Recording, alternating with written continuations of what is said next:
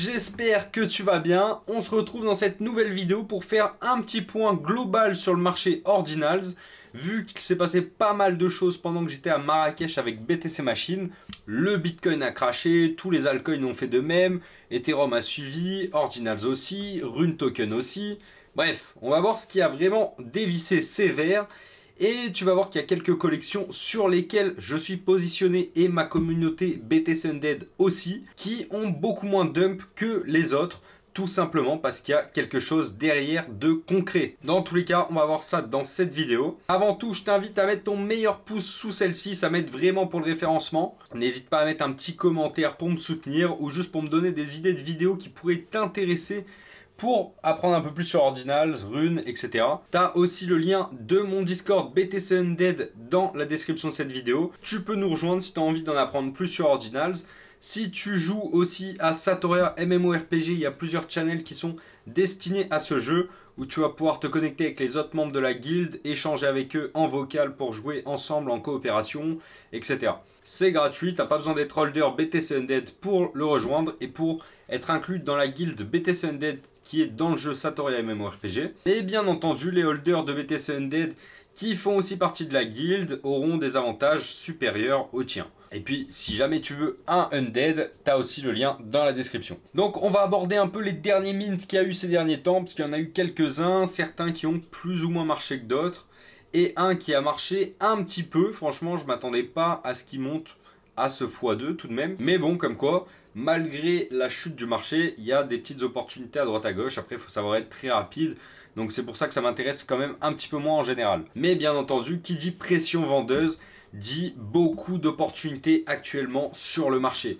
Et c'est vraiment le meilleur moment si tu n'es pas encore exposé à Ordinals et Rune pour te positionner et générer des gros multiples, voire même des multiples encore plus gros que ceux que j'ai fait depuis l'année dernière. Et si jamais tu te rends compte que tu es sous-exposé à certains assets que je vais présenter dans cette vidéo, que ça colle à ta vision et que ça t'intéresse, bien évidemment c'est encore mieux vu que tout a chuté et qu'on a des market cap encore plus bas sur certains Rune tokens que les prix que je préconisais à l'époque. Bien entendu, ça peut encore chuter, on n'est jamais safe. Mais tu vas voir que si tu digues un minimum, si tu fais un minimum tes propres recherches, tu peux quand même éviter toute mauvaise surprise et on va dire investir sur certaines collections, certains tokens où tu as, allez, 90-99% de chances que ça réexplose par la suite, c'est-à-dire dans les quelques semaines, quelques mois à venir, tellement le prix est sous-coté. On va aussi parler airdrop, parce qu'il y en a quelques-uns qui vont du coup arriver directement dans ton wallet gratuitement si tu rentres dans les conditions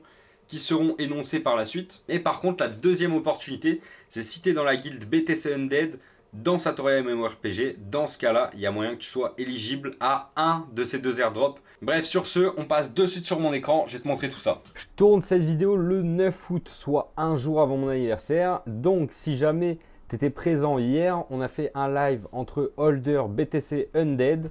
Il y a la rediff qui est disponible ici. Donc là, bon, je t'ai effacé la moitié du lien vu qu'on est en public sur YouTube. Mais c'est une vidéo que j'ai indexée en privé, uniquement disponible via un lien particulier qui est réservé du coup au holder BTC Undead parce qu'il faut que tu te rendes dans l'onglet ici Forum Analyse et dans Où commencer. Et d'ailleurs, si tu remontes un petit peu, tu peux voir qu'il y a aussi le live que j'avais fait pour le Squazar Club. C'est une introduction Ordinals, donc ça reste quand même accès débutant, mais ça peut être aussi des informations utiles pour tout nouveau holder qui veut s'impliquer un peu plus dans Ordinals. Et il y a peut-être moyen que tu apprennes quand même des choses intéressantes, même si tu as un profil un peu plus expert que les autres. Et comme tu le vois, c'est le premier live officiel qu'on fait avec les holders Undead.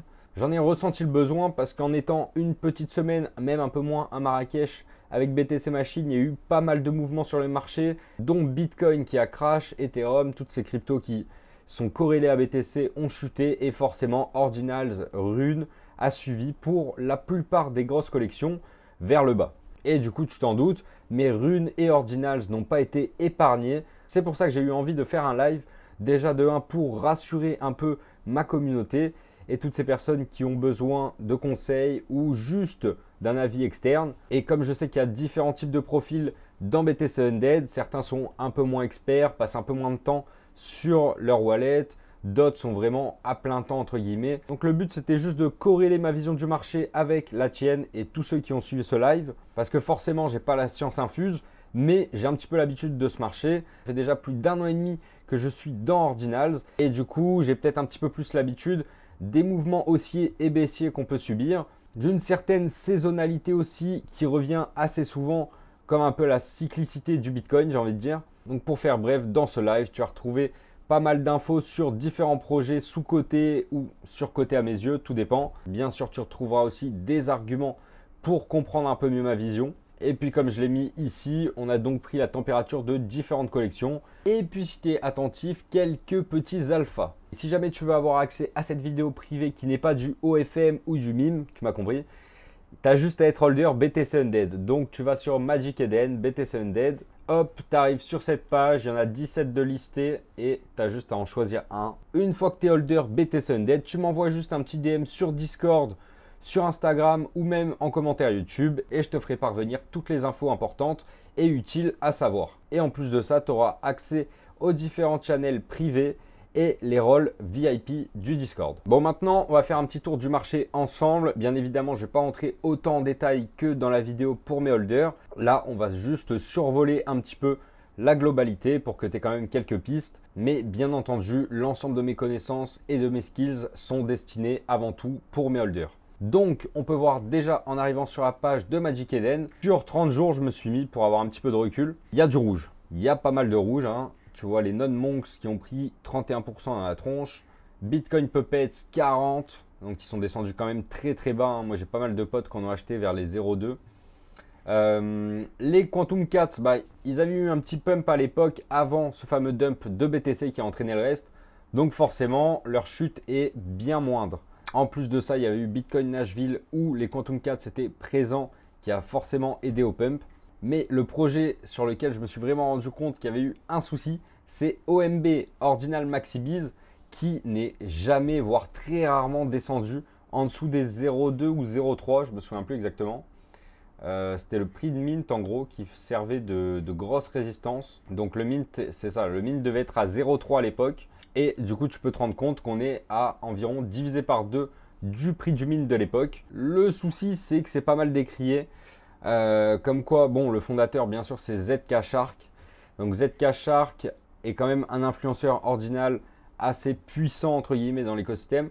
Malheureusement, il y en a pas mal qui commencent à dire qu'il fait ça vraiment pour son wallet avant tout.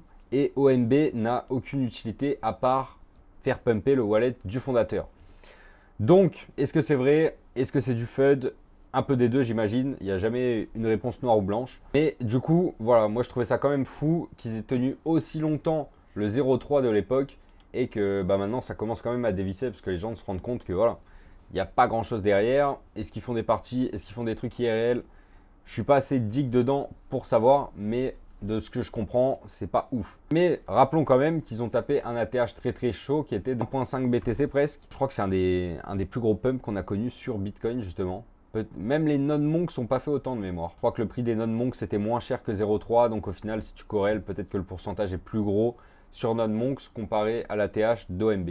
Mais pourquoi il y avait eu ce pump? Parce qu'ils avaient annoncé la deuxième collection, la deuxième saison qui sortait. Et du coup, il fallait être holder OMB pour pouvoir en minter. Donc ça explique ce pump incroyable et le dump qui en a suivi où on a retouché les 0,35, ouais c'est ça, on est retombé à 0,3 à peu près. Et là tu as bien compris, ça range et puis c'est un slow rug plus ou moins où ça continue de chuter tout doucement. Donc en aucun cas je te conseille de rentrer sur cette collection, même si potentiellement si tu regardes la TH, tu peux aller chercher un x10. Est-ce que aller chercher un x10 sur 10K c'est intéressant? Bah forcément tu ressors avec 100, oui.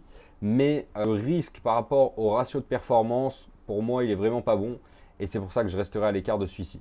Bref, OMB, c'était un exemple, mais il y a pas mal d'autres collections qui ont clairement dérouillé sévère. Selon tes pensées sur tel ou tel projet et ceux dans lesquels tu crois, c'est vraiment le meilleur moment pour te positionner. Il y a moyen que ça chute encore un petit peu. Parce que, comme je l'ai dit dans mon live, j'ai une target un peu plus longue sur ce dump potentiel. Et je suis absolument convaincu qu'on reverra des capitaux revenir sur Ordinals. Pour moi, le marché a déjà été testé plus d'une fois. Forcément, la volatilité est accrue étant donné que c'est un marché novateur. Donc, il y a une grosse part de mindset qui entre en jeu où tu vas devoir être résilient avec toi-même, savoir être patient. Moi, comme je l'avais dit dans d'autres vidéos, ça m'a beaucoup appris sur la patience parce que si j'avais dump directement la première fois où le marché a craché, je te dis que j'en serais pas là où j'en suis aujourd'hui. Mon portfolio sur Ordinals ne serait pas aussi conséquent et il y a plein de choses que j'aurais sûrement jamais faites comme créer ma collection BTC Undead.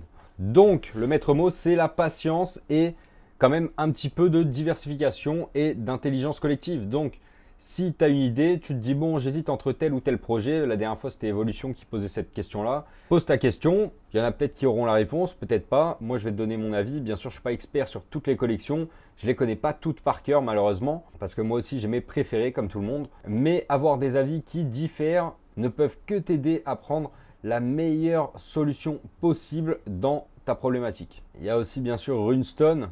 On n'en parle plus trop. Plus grand monde est actif, malheureusement.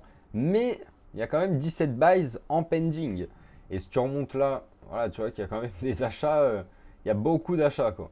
Il y a du volume régulier. Runestone, ça reste quand même une collection qui est super active malgré tout. Malgré ce dump inconsidérable des 447 $ de floor. Bien sûr, si tu as du dog token, tu sais pourquoi la Runestone a chuté.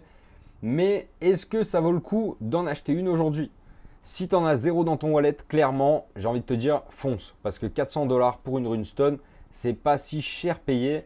Je pense que si on regarde la chart, c'est pas descendu plus bas. Là, on doit être sur presque un bottom, j'imagine. Ouais, voilà. Ouais, on est clairement sur un bottom. Il n'y a pas eu plus bas. Est-ce que ça peut chuter plus? Bien évidemment. Moi, j'ai une target bien spécifique par rapport au Runestone et au dog Go to the Moon. J'en ai déjà parlé plusieurs fois pour mes holders. C'est disponible sur mon Discord aussi dans le channel VIP. Mais actuellement, voilà, si tu en as déjà dans ton wallet, que tu les as eu à l'airdrop, c'est peut-être pas obligatoire d'en avoir plus de 2-3, j'ai envie de dire, selon ton capital. Dans mon cas, par exemple, j'en ai encore 3 ou 4 au total, donc ça ne m'intéresse pas d'en avoir plus pour le moment. Mais bien entendu, il y aura d'autres airdrops pour les holders de Runestone. Donc si tu as des convictions et que tu crois dans la puissance de ces futurs airdrops, dans ce cas-là, ça vaut le coup de t'acheter une Runestone. Bien sûr, fais tes propres recherches, ce n'est pas un conseil financier. Une de mes collections fétiches, bien sûr, vu que c'était mon premier ordinal, les BTC Machines qui ont chuté de 20% sur ce dernier mois. Donc, on peut voir qu'on a un floor price à 0,1 Bitcoin, j'en ai souvent parlé. Et il y a quelques floor price qui sont très résistants sur certaines collections justement. Ça veut dire que si tu achètes un ordinal de telle ou telle collection en dessous d'un certain prix, tu auras dans ce cas-là 99,9% de chance d'être en bénéfice très rapidement. C'est-à-dire très rapidement, ça peut prendre quelques semaines, quelques mois. Mais normalement, tu achètes le bottom si tu achètes en dessous de ce fameux prix. Sur les machines, quel est ce fameux prix?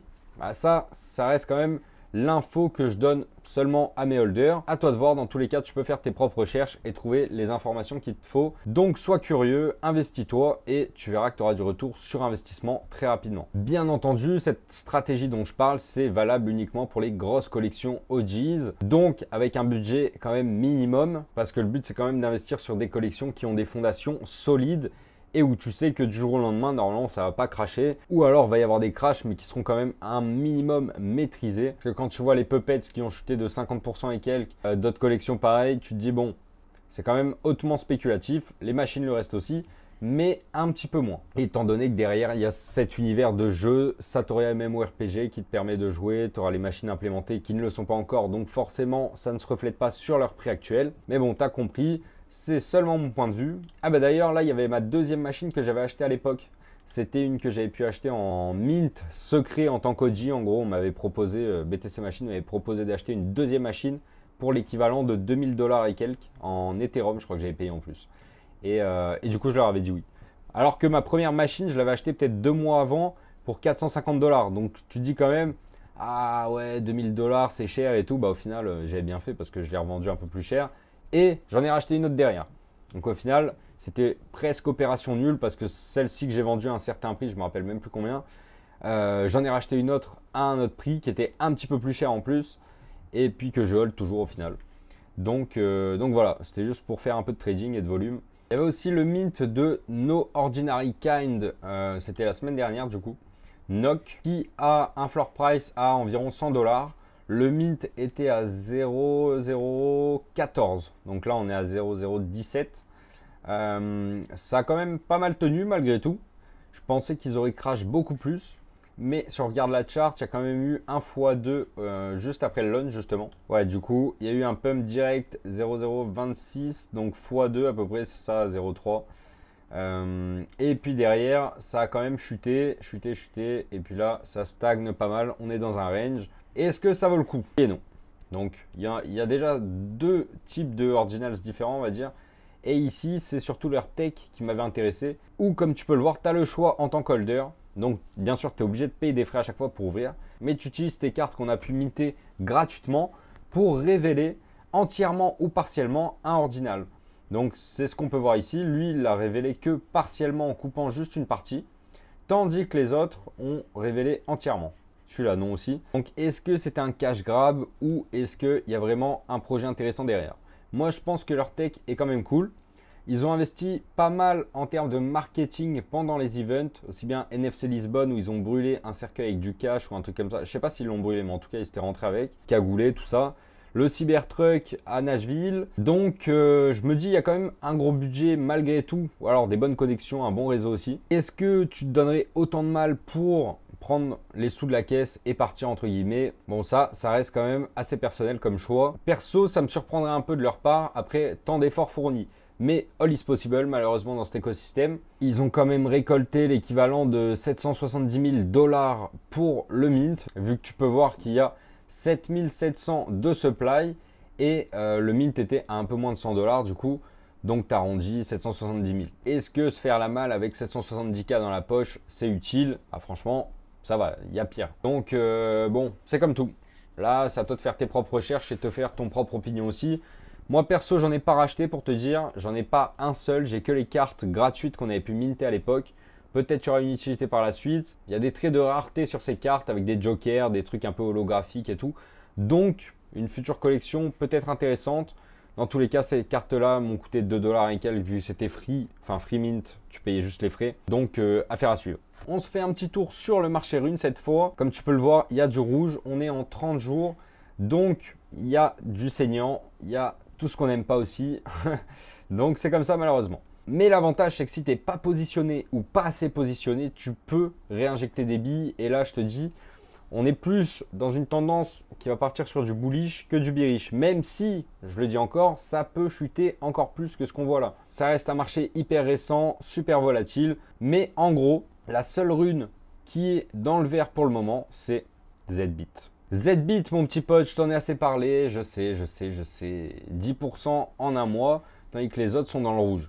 Pourquoi? Parce que derrière, il y a la marketplace. Derrière, tu peux utiliser tes ZBit, je te le montre en direct, sur la marketplace Power, mon petit pote. Donc ici, comme tu peux voir, j'ai 6574 ZBit que je peux utiliser pour acheter une Dragon si j'ai envie. Bon, je ne vais pas l'acheter, bien sûr. Dans tous les cas, si tu es intéressé, tu peux regarder mon ancienne vidéo sur Satoria MMORPG, comment j'ai fait plus de 1000 € dans ce jeu. Mais clairement, c'est grâce à cette marketplace et au MMORPG que le ZBit reste encore à un certain prix et qu'il ne chute pas plus bas. Si on se rend dans l'onglet trade, on peut voir tous les trades qui sont passés. Ici, avec un Face Helmet qui s'est vendu 25 ZBit, ici 22. Et ça, c'était donc le 9, c'est aujourd'hui du coup, 9 août à 16h32. Là, il est 17h07, tu vois. Donc, il y a vraiment des transactions régulières, quoi. C'est clairement insane. Il n'y a pas tout le monde qui le comprend encore. Mais comprendre qu'une marketplace pareille puisse générer autant de volume en ZBit, parce qu'en plus, BTC Machine prend leurs frais, leurs commissions dessus, qui permet de renflouer la trésorerie et de brûler aussi une partie des ZBit perçus qui sont envoyés directement sur le wallet de Satoshi et qui permet d'avoir un token déflationniste. Donc, c'est comme si tu avais un marché noir entre guillemets qui est cette marketplace là où beaucoup de personnes échangent, forcément sont taxées par BTC Machine, donc au final c'est pas vraiment un marché noir, mais tu as compris le délire. Et tu as le marché white où c'est Bitcoin Runes, donc sur Magic Eden, où tu vas pouvoir te rendre sur le token en question. Et si tu cliques dessus, tu vas voir qu'il n'y a pas de volume, il y a 0 en pending, donc 0 personnes qui sont en train d'acheter. Par contre, il y a des transactions sur la marketplace interne. Donc au final, c'est comme si nous, on avait tous les yeux rivés dessus, on savait qu'il y avait du volume, mais les autres en externe, qui sont seulement sur Ordinals, Bitcoin et pas dans le jeu, ne comprennent pas. Parce qu'au final, ils se disent, bon, le token, il fait rien, personne n'achète, personne ne vend, entre guillemets. Bon, ok, ça stagne, c'est un stablecoin, quoi. Sauf que non, derrière, il y a une réelle utilité. Et c'est ça la vraie différence avec les autres projets et les autres rune tokens. Et tout ça sans compter que le ZBit m'a permis de partir à Marrakech avec BTC Machine, all inclusive, en payant juste avec mes tokens. Parce que cette fois-ci, c'était un trip d'exception. Il y avait très peu de place. Donc, il y avait besoin d'une petite compensation financière qui était payable uniquement en ZBit. Donc, dis-moi quel autre rune token peut te permettre de partir en vacances à Marrakech pour brainstormer avec des personnes au top du top de l'écosystème gratuitement, tout simplement. C'est les ZBits que je leur ai donnés, c'était les ZBits que j'ai perçus grâce aux machines que je holdais. Donc je les ai eus vraiment gratuitement. Et au pire, tu as juste à farmer le jeu, vendre des items, récupérer du ZBit et partir avec nous au prochain trip. Si c'est ça qui te branche et si tu es là pour ce genre d'expérience. Bon, et du coup, pour rester dans le thème de Marrakech, il y a eu quelques alphas. Il y en a peut-être un ou deux qui ont été leaks justement dans mon live de rediffusion qui est dispo pour mes holders. Donc, je vous invite tous à aller la voir. Et du coup, BTC Machine a annoncé ce matin qu'ils allaient airdropper un tagine au poulet, lime et concombre. Non, en vrai, j'en sais rien. En vrai, du coup, ils vont nous airdrop apparemment collection of travels. Donc peut-être ils vont l'inclure, à mon avis, dans du Power Artifact ou peut-être dans le Satoria Shop directement. Mais ça ressemble plus à un item de la collection Power Artifact. Après, on verra. Peut-être qu'ils vont juste créer une collection de travels et airdropper chaque personne qui est venue à chaque trip d'un item en particulier. Donc si ici c'est destiné qu'à nous qui étions là-bas, dans ce cas-là, on sera une dizaine à l'avoir. Je pense pas que ça fasse assez sens. Donc, ils vont faire un snapshot dans 24 heures pour prendre en photo, entre guillemets, tous les wallet holders de peut-être minimum 777 ZBit ou 1000 ZBit parce que c'est un petit seuil des 4 chiffres en ZBit, tu vois. Sinon, pour les machines aussi, je pense. Et puis après la suite, on n'en sait rien, quoi. Donc, qui vont-ils airdropper? Ça, c'est les deux seules conditions qui, pour moi, sont logiques et font sens. Après, être sur place forcément lors des trips, ça fait aussi du sens. Mais sinon, libre à eux de choisir qui ils voudront airdropper, bien sûr.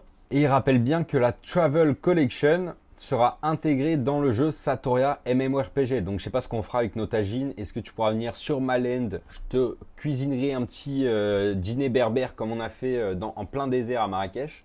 Peut-être. Est-ce que je vais gagner des points avec? Ou des crédits Satoria? Ou des tokens ZBit? Peut-être. Donc voilà, beaucoup d'incertitudes, mais une seule certitude, c'est que je trust à 100% les founders sur ce coup. Et je pense que ça peut être vraiment stylé de recevoir un item lié à chaque trip, entre guillemets, et à chaque culture. Dernière petite info intéressante qui est passée, ce sont les Satoria Battle Royale Cards. Donc en gros, ils vont créer, si tu connais Fortnite, tout le monde se parachute du bus volant et on arrive tous au même niveau, sans armes, plus ou moins au même endroit, enfin, tu choisis sur la map, quoi. Et le but, c'est justement d'être le plus fort, le plus rapidement possible pour tuer tout le monde et remporter à la fin la première place. Du coup, ça va être exactement la même chose, entre guillemets. On part tous du niveau 1 dans une énorme map, comme il y a marqué, avec 100 joueurs. On level up, donc on passe les niveaux 100 fois plus vite. On va retrouver plein de mécaniques différentes, des armures, des armes, des classes, des items, etc., etc. Et comme dans tout Battle Royale, la map devient de plus en plus petite. Il faut savoir que cette carte va être airdroppée sous forme d'ordinals directement dans ton wallet. Donc, si tu veux participer au Battle Royale, tu seras obligé d'avoir cette inscription dans ton wallet liée à ton personnage dans le jeu. Si tu ne l'as pas, tu ne pourras absolument pas participer à ces Battle Royale. Et sache qu'à mon avis, ils devraient mettre des prix plus qu'intéressants pour celui qui finira premier, peut-être même deuxième, troisième, je n'en sais rien. Mais au moins pour le premier, je suis sûr qu'ils vont se lâcher là-dessus. Et connaissant BTC Machine, ça ne serait pas invraisemblable de voir peut-être une machine à gagner, une arme légendaire ou d'autres assets très très rares. Dans tous les cas, mon petit pote, ne t'inquiète pas si tu es BTC Undead Holder. Je vais faire en sorte que vous soyez tous whitelistés et que vous ayez tous cet airdrop, même peut-être pour tous les membres de la guilde. Parce que je sais que dans la guilde BTC Undead que tu peux retrouver du coup sur Satoria, j'accepte à peu près tous les Français en ce moment. Mais peut-être la moitié d'entre eux n'ont pas de BTC Undead Ordinals de ma collection. Donc forcément, moi je privilégie toujours mes holders. Donc c'est normal que ce soit les premiers à bénéficier de cet airdrop. Mais si j'ai des spots supplémentaires, je vais inclure toute la guilde au complet. Donc c'est simple, il suffit de venir dans le jeu. Il faut que tu arrives quand même niveau 10 pour pouvoir descendre à Sandria et demander au petit PNJ qui est le master des guildes, à côté de l'épée en or plantée dans le sol. Tu lui demandes de rejoindre la guilde BTC Undead et puis moi j'aurai plus qu'à t'accepter. Bien sûr, si ça met un peu de temps, n'hésite pas à me relancer sur les réseaux ou viens sur le Discord, comme ça tu verras, on a déjà des petits channels pour discuter quand on joue à Satoria. Il y a un channel que je viens juste de créer pour les trades justement sur Satoria aussi, donc si tu veux acheter, vendre, tu peux venir sur mon Discord et tu peux proposer ce que tu as. Et du coup, si tu es holder, tu verras le même message que moi ici. Si tu ne l'es pas, bien sûr, les channels seront floutés. Mais en gros, je t'invite vraiment à aller checker mes derniers moves ici, où je t'ai montré un petit peu ce que j'ai acheté ces derniers temps.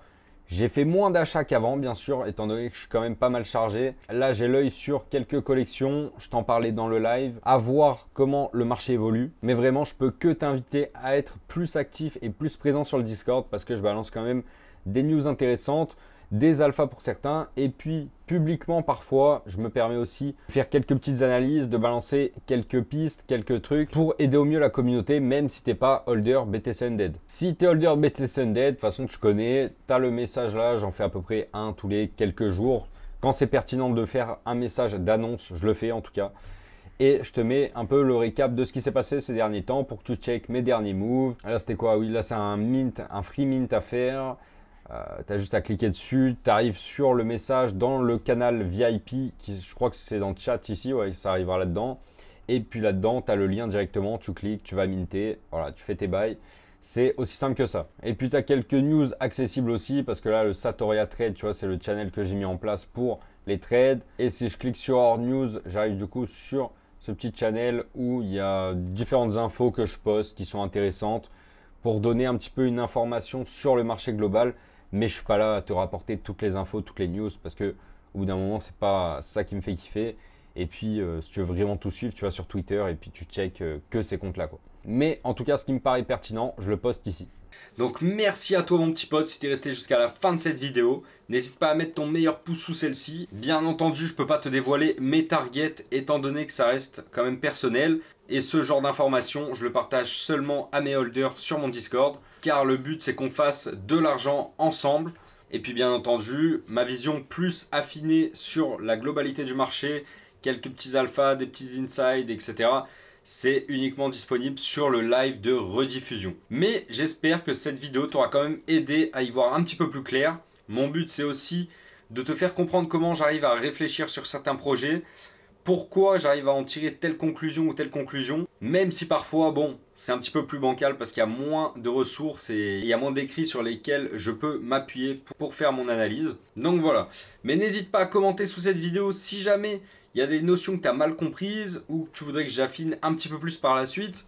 Si tu as des sujets aussi de futures vidéos liées à Ordinals, Runes, je suis clairement preneur pour savoir ce qui t'intéresse vraiment. Et puis sur ce, mon petit pote, je te dis à la prochaine. Ciao!